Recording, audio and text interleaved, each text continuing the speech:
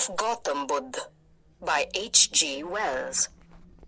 Buddha had made up his mind to leave his life of luxury behind and become an ascetic. He went softly to the threshold of his wife's chamber and saw her by the light of a little oil lamp, sleeping sweetly, surrounded by flowers with their infant son in her arms. At last he turned away and went out into the bright moonshine and mounted his horse and rode off into the world. Very far he rode that night and dismounted beside a sandy river. There he cut off his flowing locks with his sword, removed all his ornaments, and sent them and his horse and sword back to his house. He met a man in ragged clothes and exchanged clothes with him, and so, having divested himself of all worldly entanglements, he was free to pursue his search for wisdom. He made his way southward to a place where hermits and teachers gathered in a hilly spur of the Vindhya mountains. There lived a number of wise men in a warren of caves, and imparting their knowledge by word of mouth. Gautam became versed in all the great philosophies of his age, but his acute intelligence was dissatisfied with the solutions offered to him. He took 5 disciple companions to the jungle, and there he gave himself up to fasting and penances. His fame spread like the sound of a great bell hung in the canopy of the skies, but it brought him no sense of truth achieved. One day he was walking up and down, trying to think in spite of his weak state. Suddenly he fell unconscious. When he recovered, he realized fasting and starving himself will not help him gain wisdom. He decided to eat normal food and look for another path to find the truth.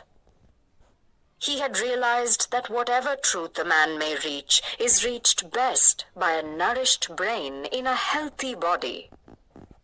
When the mind grapples with a great and complex problem, it makes its advances step by step, with but little realization of the gains it has made, until suddenly, with an effect of abrupt illumination, it realizes its victory. So it happened to Gautam. He had seated himself under a great tree by the side of a river when this sense of clear vision came to him. It seemed to him that he saw life plain. He is said to have sat all day and all night in profound thought, and then he rose up to impart his vision to the world. The starting point of his teaching was his own question as a fortunate young man. Why? Am I not completely happy? It was an introspective question. All suffering is due to the greedy desires of the individual. As long as human beings crave things, they will know sorrow and will not be completely happy. There are 3 principal forms that the craving for life took, and they all caused sorrow. The first is the desire of the appetites and greed. The second is the desire for immortality. And the third is the craving for personal success, worldliness, and avarice. All these forms of desire had to be overcome to escape from the distresses of life. When they were overcome, then serenity of soul, nirvana, the highest good, was attained.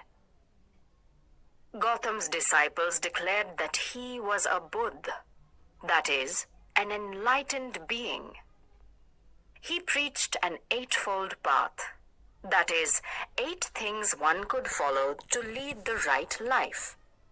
They are the right viewpoint, the right values, the right speech, the right actions, the right livelihood or way of earning, the right effort, the right mindfulness or mental ability to see and understand things, and the right concentration or state of meditation and enlightenment.